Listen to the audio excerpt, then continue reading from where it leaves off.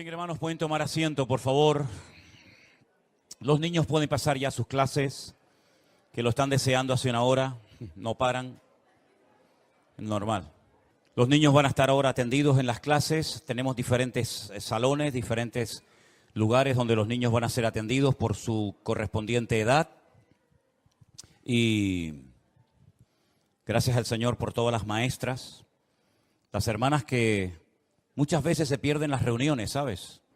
Para que tú como padre y como madre estés tranquilo ahora ahí en la sala. Hay personas que están cuidando a los niños, pero no solamente cuidándolos, sino enseñándoles la Biblia, enseñándoles la palabra, principios, ¿vale? Que es tan importante, sobre todo en estos tiempos locos en los cuales vivimos, ¿no? Donde el mundo está al revés, como dicen algunos, ¿verdad? Lo vemos en el clima, donde antes llovía, ahora hay desierto total. Donde antes era desierto, ahora llueve y nieva. Bueno, lo natural, yo siempre he dicho que es un reflejo de cómo está el mundo espiritualmente hablando. El mundo también está al revés. Antes lo que era malo, ahora es bueno y es popular.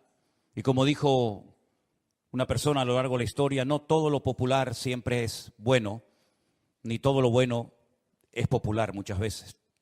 Nosotros no nos movemos por lo que le agrada a la gente.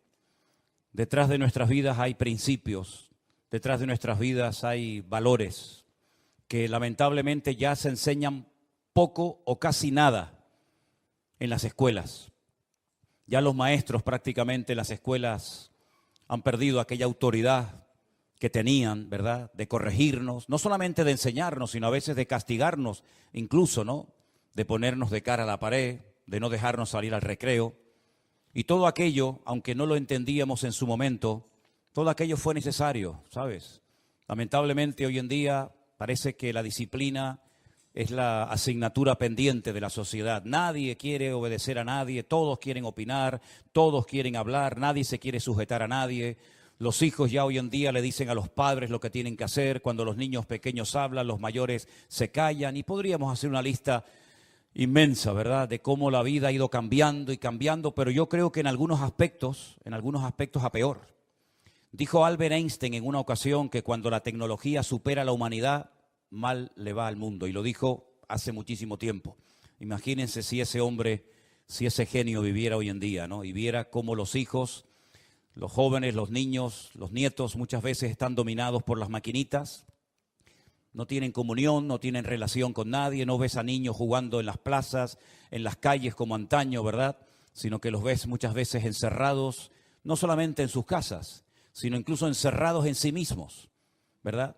Solamente jugando a distancia y pegando tiros por aquí y por allá virtualmente, pero lamentablemente vivimos en un mundo muy complicado, sobre todo para los que tienen niños pequeños hoy en día.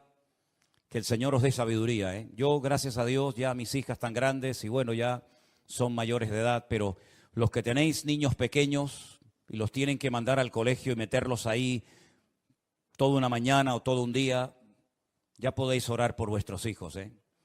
Porque si ustedes piensan que por traer a los niños un día a la semana a la iglesia, ya los niños están sanados y vacunados en contra de toda la basura que están enseñando en las escuelas y de todo el veneno que intentan forzar y meterle a los niños, pues se equivocan, hermanos. La iglesia simplemente es un refuerzo de los principios, de la moral, de todos aquellos valores que ustedes como padres tienen que inculcarle a sus hijos, pero no solamente con palabras, sino con sus acciones y con sus hechos.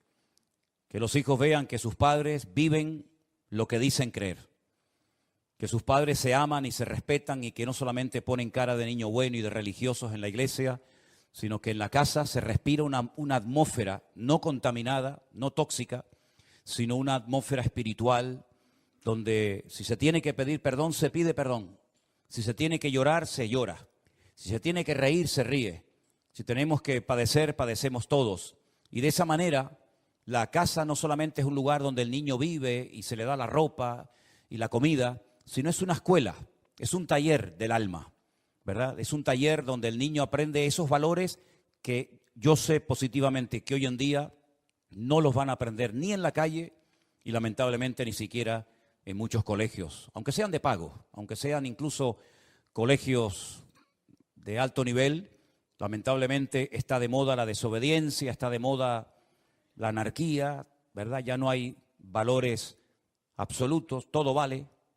Yo me siento un niño de 5 años y, bueno, me tienen que entender que yo me siento como un niño de 5 años. El otro se siente como una mujer en un cuerpo de hombre, un hombre en un cuerpo de mujer, y el otro se siente gallina, y el otro se siente pollo, y el otro se siente lo que sea. Entonces, vivimos en un mundo que uno dice, o yo soy un bicho raro que no encajo en ninguna parte, o algo ha pasado que nos hemos dejado arrastrar por la corriente y no hemos sido capaces, ya no digo de mantenernos, sino de nadar en contra de esa corriente que viene cada vez con más fuerza y con más ímpetu, sobre todo contra las familias de todo tipo, ¿no? Así que el Señor nos ayude y orad para que Dios os dé mucha sabiduría para criar a vuestros hijos en el temor de Dios. Amén, hermanos. Bueno, damos la bienvenida a todos los que suelen congregarse en este lugar, los que están siguiendo este culto en directo por las redes, los que están por primera vez. Nos alegra mucho ver a Domingo otra vez, este gran amigo y hermano nuestro en Cristo, Canarión. Enhorabuena, enhorabuena. Un aplauso a los canariones. Y viene en esta ocasión acompañado por Adriana, por su esposa, a la cual también le damos un aplauso de mucho cariño. Estamos muy contentos de que estés con nosotros en esta tarde. Dios te bendiga mucho. De verdad, Dios os bendiga grandemente. Creo que la fotografía que ponían cuando se anunciaba el bautismo, creo que era el bautismo de... se me fue el nombre. ¿Quién es esa chica? Esa es tu hija, ¿no? ¿Cómo se llama? Nadie se acuerda. ¿Betania? ¿No es Betania? ¿No es Betania esa? ¿Ah, no? He bautizado a tanta gente que ya no sé ni de quién se trata. Eso creo que fue en Toledo, ¿no? Ah, bueno, está bien. Ya no me cabe más cosas en el disco duro. Ya me empieza a patinar el disco duro. No tengo que resetearme y hacerme con otro disco duro. Vamos a orar un momentito, amados hermanos, y vamos a escuchar la palabra atentamente. Hoy voy a hacer algo que no he hecho en estos últimos 3 años. Lo tengo aquí. Ahora estoy poniendo los dientes largos, ¿no? Digo, ¿qué irá a hacer este hombre esta tarde, no? Señor, te damos muchas gracias por esta oportunidad nueva, este privilegio de poder estar aquí juntos, como hemos leído esta tarde en armonía. Te pedimos, Señor, que todo lo que oigamos y aprendamos en el día de hoy sea de bendición para nuestras vidas y que tú nos ayudes a madurar, a crecer, a desarrollarnos bíblicamente para poder hacer las cosas en la vida, como dice tu palabra, Señor, decentemente y con orden, sin cometer errores, sin tropezar y caer constantemente para aprender algo, sino que hagamos caso y prestemos atención a la palabra que tú nos has regalado, Señor, tu Santa Biblia.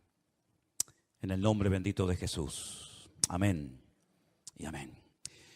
Durante los días del confinamiento, en marzo del 2020, parece mentira, ¿no?, que ya haya pasado 3 años y parece que fue ayer, comenzamos a recibir muchísimas llamadas y correos de todas partes del mundo, haciendo todo tipo de preguntas y comentarios y preguntándonos muchas cosas de la Biblia. Pero en aquellos días, sobre todo en aquellos días, aunque todavía de vez en cuando hay alguna persona que va en esta línea, pero sobre todo en aquellos días se ponía en contacto con nosotros mucha gente que según nos contaban, estaban en un lugar donde no se estaba enseñando lo que se llama la sana doctrina, una palabra bíblica cristocéntrica, pero ahí estaban, lo estaban pasando mal, sabían que no se estaban haciendo las cosas decentemente y con orden, pero ahí estaban, sufriendo, llorando, pasándolo mal.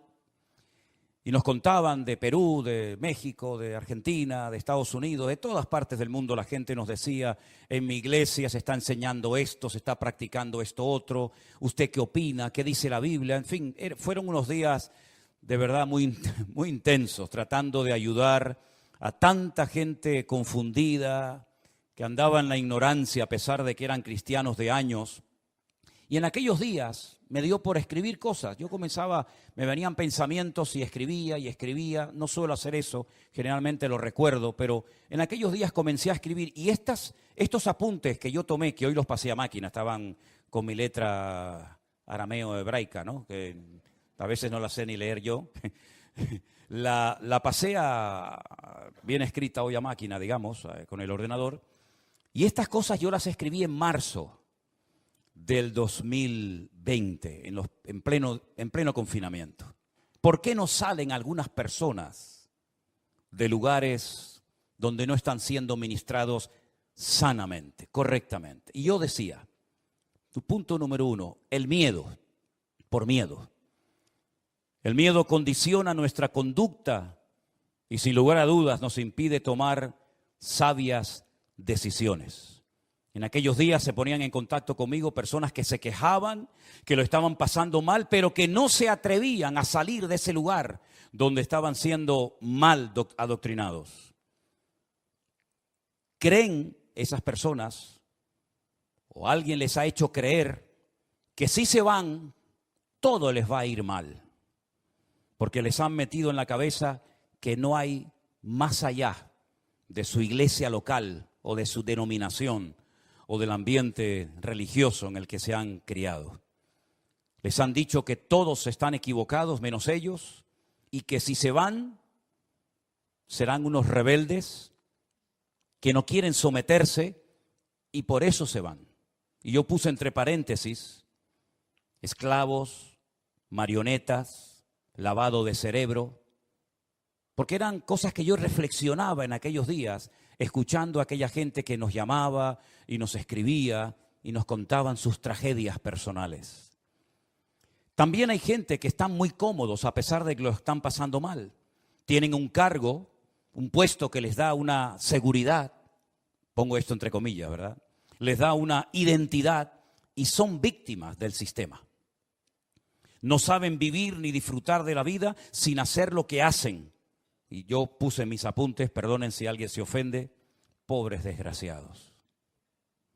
Saben lo que tienen que hacer, pero no lo hacen, porque no están dispuestos a pagar el precio y viven una vida de hipocresía. Y cuando escuchamos el testimonio de nuestro hermano Osman, el pastor en Tierra Alta, en Colombia, él dijo, ¿se acuerdan en su testimonio? Viví como un hipócrita durante muchos años para guardar la compostura. Así que tenemos el miedo, la comodidad. En el punto número 3 yo puse en mis apuntes personales, falta de fe. Personas que dependen económicamente de lo que les dan y no saben o no quieren vivir de otra manera. Son los asalariados del siglo XXI, dependientes de los hombres y no de Dios. Los que los dominan y controlan sus vidas saben perfectamente que estas personas por un plato de lentejas son capaces de permanecer en el más absoluto silencio y no crear problemas, aunque en el fondo de sus corazones lo estén pasando mal. ¿Están ahí? ¿Siguen ahí? Así que hay muchos motivos por los cuales muchos no rompen con el patrón establecido, con lo que llaman cultura, sometimiento, como se dice hoy en día, con lo políticamente correcto. Y el reino de Dios se ha llenado de cobardes, de asalariados, de gentes sin un mínimo de amor propio, y así les va a muchos. Los ves cargados, tristes y hasta en algunos casos amargados y agotados. Han perdido la libertad gloriosa de los hijos de Dios y sin querer o queriendo han hipotecado su presente y su futuro. No pueden decidir por ellos mismos porque siempre hay alguien por encima de ellos que les dicen lo que tienen que hacer o lo que no tienen que hacer. Porque el líder o el ungido se ha convertido en el dueño y el amo de sus vidas. En estas cosas yo reflexionaba en aquel tiempo y entonces pensando en todo esto, ahora viene el mensaje de hoy que lo he titulado ¿Cómo salir de la cárcel? Como voy a predicar en una cárcel en Guatemala dentro de unos días o dentro de unas semanas, no voy a poner nunca el título de este mensaje cuando vaya a predicar, no sea que tenga serios problemas, decir, hoy os voy a predicar de cómo salir de la cárcel.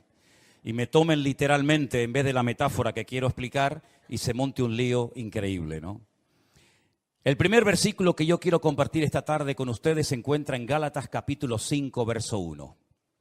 Es un versículo muy conocido que dice así: estad pues firmes en la libertad con que Cristo os hizo libres, y no estéis otra vez sujetos al yugo de la esclavitud. Pablo enfatiza en esta carta que una cosa es vivir en libertad y otra cosa es utilizar la libertad como pretexto para pecar. Cristo ha roto todas y cada una de nuestras cadenas para que nunca más volvamos a ser esclavos de nada ni de nadie. Porque la libertad que tenemos no es producto de nuestra sabiduría, de los años que tenemos, sino es producto de una obra perfecta que llevó a Cristo nada más y nada menos que a una cruz para morir por nosotros, para que nosotros viviéramos en libertad todos los días de nuestra vida y no fuéramos unos esclavos, repito, de nada ni de nadie. ¿Cuántos dicen amén?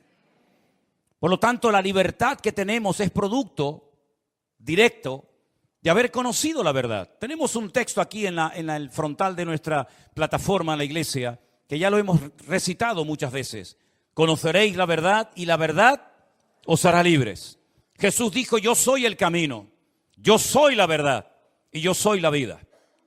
Por consiguiente, hasta que tú no tengas un encuentro, una experiencia con el autor de la libertad, con el autor de la verdad, no serás verdaderamente libre. Tú creerás que eres libre, pero en el fondo, como veíamos el otro día, cuando estudiábamos parte de la carta de Pablo a los romanos, eres un esclavo. Porque la Biblia dice que cuando alguien no puede dejar de hacer algo, sea lo que sea, se convierte en un esclavo de ese algo o de esa persona. Y hay personas que sin darse cuenta viven como esclavos. Esclavos de pasiones, esclavos de miedos, esclavos de temores, esclavos de tantas cosas que podríamos enumerar en esta tarde. Y Cristo precisamente vino a romper todas las ataduras y cadenas espirituales de nuestras vidas, para que podamos vivir en libertad desde que te levantas hasta que te acuestas, sin depender de nada, de nadie, de ninguna sustancia para sentirte un tanto eufórico y ponerte a caminar y a funcionar en la vida. Cristo quiere darte una libertad 100% genuina y real que nada ni nadie te la podrá dar en esta vida. Pero a veces el diablo nos quiere meter en nuestra cabeza miedos y temores. ¿Y saben por qué hay gente que siempre tiene miedo a algo? Porque el que vive mal, el miedo siempre le persigue. Esa es la pura realidad. Si tú no estás alineado 100% con Dios, si tú no vives, como oíamos hace poco un mensaje, en santidad, en orden, en obediencia, sometido a Dios y a su palabra, y no vives bien moralmente, espiritualmente hablando, el miedo siempre te perseguirá a donde quiera que vayas. Cambiarás de país, cambiarás todo lo que quieras, pero hasta que tú no seas capaz de liberarte de todos tus temores y derrotarlos una vez y para siempre, tú nunca serás verdaderamente libre. Si hay temores en tu vida, y tú sabrás si los hay o no, tú no serás verdaderamente libre, porque el temor esclaviza a la gente, el temor ciega a las personas. El temor te impide tomar sabias decisiones en la vida. Y precisamente una de las razones principales por las que Cristo vino a este mundo es para romper la influencia, la presión del diablo sobre nuestras mentes, sobre nuestras conciencias, sobre nuestras vidas, para que podamos vivir en libertad, porque la persona libre es la persona gozosa y la persona victoriosa en Cristo Jesús, Señor nuestro. ¿Cuántos dicen amén? El Señor vino para deshacer todas las obras del enemigo. Y puedes vivir en libertad, porque esto nos lleva al segundo punto, y el versículo es Romanos 5.1, también otro 5.1. Justificados pues por la fe tenemos paz para con Dios por medio de nuestro Señor Jesucristo. Podemos vivir en libertad y podemos vivir en paz, porque Cristo pagó el precio de nuestros pecados. Saben que una ocasión, creo que fue en la época de Semana Santa, yo les explicaba que una de las palabras que utilizó el Señor Jesucristo en arameo cuando estaba en la cruz del Calvario muriendo allí en Jerusalén, fue una palabra que se escribía en el documento de deuda. Cuando una persona terminaba de cumplir su condena bajo el Imperio Romano, se le daba un documento, se llamaba el certificado de deuda. Y se ponía el sello romano, el sello imperial, y se ponía una palabra. De tal manera que esa persona podía demostrarle a cualquier romano que lo detuviera en la calle, cuando fuera a cualquier otra provincia romana o a cualquier parte del mundo, que su deuda había sido pagada y cancelada porque ya había salido libre y en paz de la cárcel. Y eso es lo que hizo Cristo en la cruz cuando murió por nosotros. No hizo, perdón la expresión, una chapuza, una obra inconclusa, incompleta, sino que Él murió verdaderamente para que tú vivas en paz y en libertad todos los días de tu vida. Y no tengas que depender de un saludo, de una llamada, de una visita, de un aplauso, de nada. Sino solamente tú dependes del amor de Dios que mora en tu corazón por la presencia suya en tu vida. Hermanos queridos, qué privilegio tan grande saber que ninguna condenación hay para los que estamos en Cristo Jesús. Los que no andamos conforme a la carne, sino conforme al Espíritu. Es importante que tú luches con tus temores, con tus traumas y con tus complejos, porque hasta que tú, repito, no venzas todo lo que a título personal te ha dominado y condicionado durante toda tu vida, tú no serás una persona de paz, tú no serás una persona de libertad, sino serás un esclavo más del sistema, un esclavo más de algo o de alguien que no terminas de superar. Pero ¿saben lo que he descubierto a lo largo de mi vida? Si he aprendido algo, es que para cambiar, uno tiene que desear cambiar. ¿Lo entendiste? Se puede cambiar, claro que se puede cambiar, no te quepa la menor duda. Pero no se puede cambiar si tú no quieres cambiar. Y hay personas que en el fondo no quieren cambiar. Hay personas que en el fondo aman y están atrapados y agarrados a ese vicio, o llámalo como quieras. Y saben que pueden vencerlo, porque saben que otras personas lo han logrado y lo han conseguido. Pero en el fondo no quieres y te agarras. Y sabes que puedes cambiar. Y sabes que si Dios está contigo, ¿quién contra ti? Pero en el fondo de tu corazón tu voluntad te domina. No la has rendido, no la has sometido a la voluntad de Cristo. Y por lo tanto eres un esclavo de ti mismo. Que es la peor esclavitud que existe. Porque es la que menos se da cuenta la gente que posee. La esclavitud de uno mismo. La Biblia dice que podemos vivir en libertad. La Biblia dice que podemos vivir en paz. Y algo muy importante para poder vivir una vida cristiana victoriosa es alimentar sanamente nuestra fe.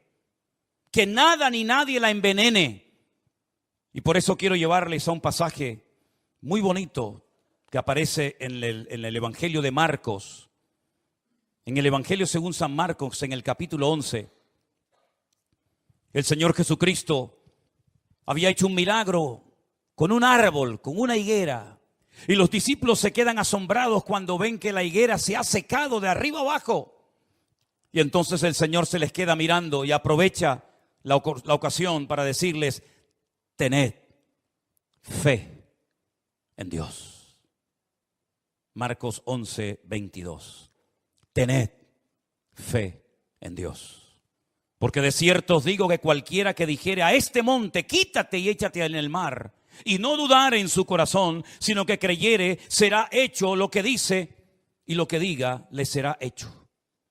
Por tanto, os digo que todo lo que pidiereis en oración, creed que lo recibiréis y os vendrá. Y cuando estéis orando, escucha bien esto, cuando estés orando, perdonad. Perdonad. Si tenéis algo contra alguno, para que también vuestro Padre Celestial que está en los cielos os perdone a vosotros vuestras ofensas. Porque si no perdonáis, tampoco vuestro Padre que está en los cielos os perdonará vuestras ofensas. Hay una asociación entre el perdón y la oración, ¿verdad? Y uno dice, ¿qué tiene que ver el perdonar para poder orar con libertad ante Dios? Hombre, ¿cómo se te puede ocurrir orar sabiendo que no hablas con esta hermana hace años? ¿Cómo te atreves a orar y pedir que Dios te use y te bendiga cuando esquivas el encontrarte con esta persona en el pasillo de la iglesia o en la calle o en el supermercado o en el colegio o a donde vayas? ¿Qué cristianismo te estás inventando tú? ¿Crees que así funciona esto? Te equivocas. Esto no funciona así. Aquí hay reglas fijas, reglas que no varían con el paso del tiempo, reglas que tuvieron que oír y practicar todas las generaciones de hermanos que nos han precedido en el pasado. Si estás orando y te acuerdas que tienes algo contra alguien, perdónalo. Porque si no lo haces, yo tampoco te voy a perdonar a ti. Es algo recíproco. Tú lo que haces es lo que vas a recibir. ¿Qué es lo que cosechamos en la vida? Lo que hemos sembrado. Y el que siembra generosamente, generosamente cosechará. Mas el que siembra corrupción, el que siembra para su propia vida y para su propia carne y su propio ego, de la carne segará corrupción y muerte. Por eso, mis queridos hermanos, no solamente tenemos que mantener nuestra libertad y no perderla por nada ni por nadie, y no perder nuestra paz por nada ni por nadie, sino alimentar adecuadamente nuestra fe. Y la pregunta obvia es, ¿y cómo puedo alimentar correctamente mi fe? Con la palabra de Dios. ¿Con qué limpiará el joven su camino? Preguntaba el salmista, dice, con guardar tu palabra y tus mandamientos. En otras palabras, ¿de qué estás llenando tu vida? ¿De vanidades? ¿De tonterías? ¿O estás llenando tu alma y tu fe con la sana y bendita palabra de Dios, que es la que en un momento puntual puede traer fortaleza y ánimo y renuevo y visión y poder a tu vida? Así que si quieres mantenerte en la libertad que Dios te ha dado gratuitamente, y si quieres mantener la paz, sin lugar a dudas vas a tener que comer sanamente para poder tener salud espiritual y mental en tu vida. Porque hay tantas personas últimamente que están mal de la cabeza, y sobre todo jóvenes. Porque hay tantas enfermedades raras y extrañas que parece que antes no existían. Bueno, vayan a Deuteronomio capítulo 28 y dice que la consecuencia del pecado muchas veces son enfermedades de todo tipo, incluso enfermedades que no existían en aquella época, que vendrían en los últimos tiempos como consecuencia de la rebeldía y del pecado y de la desobediencia del hombre. Y lo estamos viendo, todos los días lo estamos viendo. Así que, mis queridos hermanos, nosotros somos los responsables principales de nuestra salud espiritual, no el pastor, no la iglesia, no la sociedad. Yo soy el responsable de mi alimento espiritual, de mi fortaleza, de mi integridad, de mi moral, de mis principios, de todo. Yo soy el mayor responsable de mi propia vida, porque nadie se va a cuidar mejor que yo. Amén, hermanos. Así es que se puede cambiar, pero para cambiar uno tiene que querer cambiar y tienes que pelear por tu libertad. Y si alguien viene a robarte tu libertad, o si alguien viene a robarte tu paz, huye, porque huir no es de cobardes, sino de valientes. A veces es mejor una huida a tiempo, ¿verdad? A veces es mejor llevar la afrenta en la cara que la mancha en el alma. Por eso, mis queridos hermanos, qué importante es seleccionar nuestras amistades, los lugares donde vamos a pasar nuestro tiempo, el terreno donde vamos a sembrar de nuestros recursos y talentos y dones, si es que sabemos cuáles son. Qué importante es que nosotros vigilemos atentamente nuestra vida, porque lo más importante de la vida, sin lugar a dudas, es la vida misma. Y por eso, mis amados hermanos, no coma basura, no coma comida caducada. Coma la sana palabra de Dios, aliméntese de un ministerio que tenga fluidez en la palabra, que esté conectado con la fuente de agua viva y no con comida caducada que ya no hace beneficio, más bien daño al que la come. Creo que hay una actitud que nosotros tenemos que desarrollar y mantener todos los días de nuestra vida, y eso sí que es obligación de los padres, enseñarlo en el hogar. ¿Se acuerdan ustedes cuando hace años teníamos en la puerta de la iglesia una especie de tablón, una especie de lienzo blanco donde poníamos la palabra gracias en los distintos idiomas que conocíamos? ¿Cómo se dice gracias en inglés? ¿Y en árabe? Shukra. ¿Y en hebreo? Todá. ¿Y en francés? Merci. ¿Y en alemán? Danke. Apréndase esa palabra en todos los idiomas que pueda. Pero sobre todo practique la gratitud, porque la gratitud sana el alma herida. No hay nada mejor que ser agradecido con todo, con lo que tienes y con lo que no tienes. El dar gracias cada día a Dios por la vida, gracias por la ropa, gracias por la salud, gracias por el coche, gracias por la casa, gracias por todo. Hermano, eso es salud para tu alma. Eso trae vitalidad a tus huesos. Incluso saben que yo les enseñé en una ocasión, espero que lo recuerden, que hay milagros que se produjeron en el ministerio de Cristo cuando Él dio gracias al Padre. Y se lo recuerdo simplemente, la multiplicación de los panes y de los peces, ¿se acuerdan? Miles de personas hambrientas. Jesús le dijo, no los despida, no le digan a la gente que se vayan. ¿Por qué se tienen que ir la gente hambrienta? Dadle vosotros de comer. Aprender a solucionar problemas, que para eso yo os he enseñado a trabajar con multitudes. Dadle vosotros de comer. Pero señores, que ni 200 denarios, dicen, bastarían, pues hagan algo. Pero si sois mis discípulos, dad la talla. No le digan a la gente que se vaya. Aprendan a resolver problemas. Aprendan a trabajar bajo presión. Porque yo les he enseñado lo que se tiene que hacer cuando no tenemos recursos. Y entonces alguien dice, hemos encontrado por ahí a un muchacho, a un niño, que tiene unos pocos panes y peces. Pero, ¿qué es esto para tanta gente? Jesús dijo, esto es suficiente. Traédmelos. La Biblia dice que Jesús, antes de decir partidlos y repartidlos entre la multitud, dice que tomó aquellos pocos panes y peces y alzando su mirada al cielo dijo, gracias, gracias. Los partió y dijo, ahora comiencen a repartir y a repartir y a repartir. Y una cosa, al final, recojan todo lo que sobra, para que no se desperdicie nada.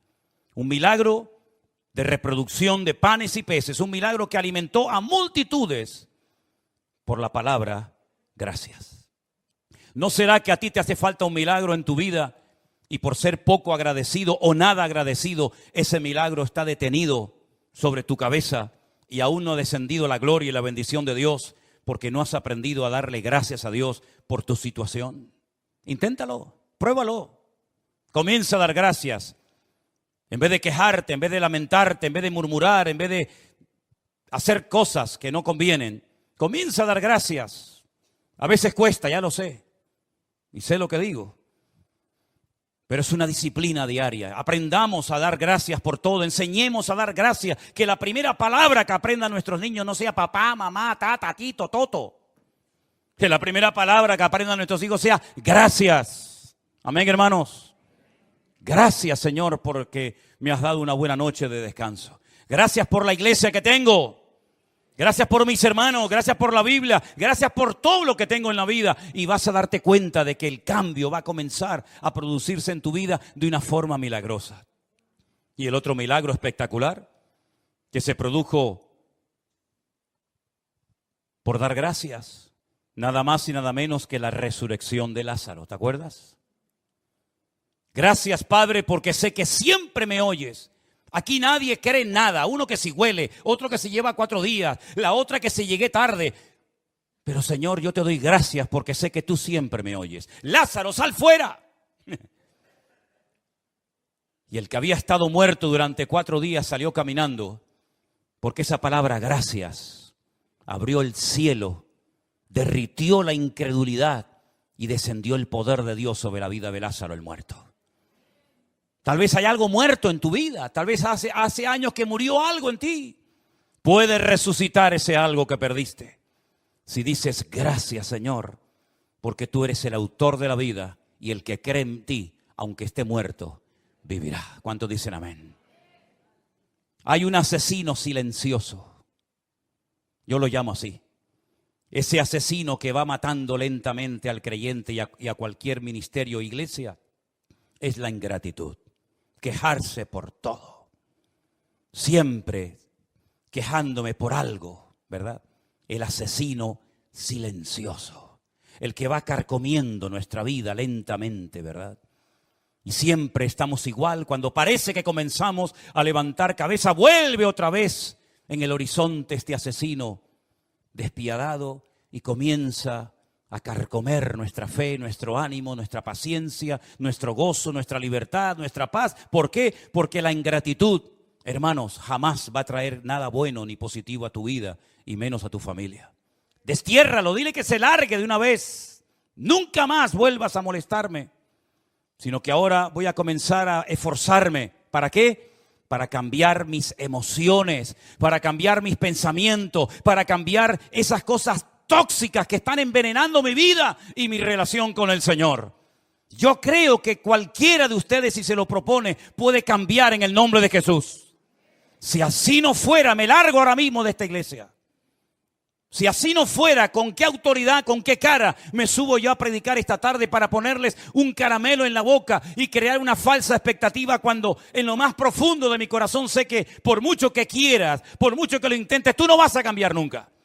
Pero yo estoy plenamente convencido porque lo he visto miles de veces y lo seguiré viendo hasta el día que me vaya con el Señor, que el poder de Dios puede derretir el corazón más duro, que la palabra de Dios es una espada que penetra y parte lo que tenga que partir y quitar.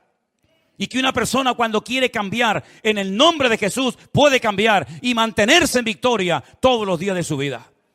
Ese es nuestro Dios.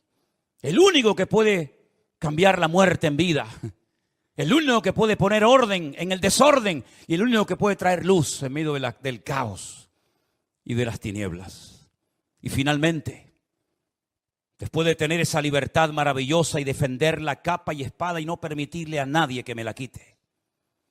Y después de pelear con uñas y dientes hasta la sangre, como dice la Biblia, por mantener mi paz en Cristo Jesús y mi armonía y mi relación con el Señor y mi fe, entonces nos acordamos del Salmo 133 que se leía esta tarde cuando dice, mirad, mirad. Hay cosas que no hay que mirar, ¿saben, hermanos? ¿Sabían eso, verdad? Hay cosas que no hay que mirarlas. No oigo amén, pero lo voy a repetir otra vez. Hay cosas que no hay que mirar. Hay cosas que cuando pasan así hay que mirar para allá. Y el cuello quiere para allá. Para allá. Y si no puedes, arráncatelo. Porque la Biblia dice, mejor es entrar con un ojo al cielo que no entrar teniendo los dos. Hay cosas que no hay que mirar. Y sobre todo mirar atrás nunca, jamás. Pero aquí dice la Biblia, mirad, esto sí quiero que lo miren. ¿El qué? Qué maravilloso, qué delicioso es. Delicioso, lo compara con una comida sabrosa, ¿no? Habitar, estar los hermanos juntos en armonía. Dice el Salmo 133, es como el buen óleo sobre la cabeza, el cual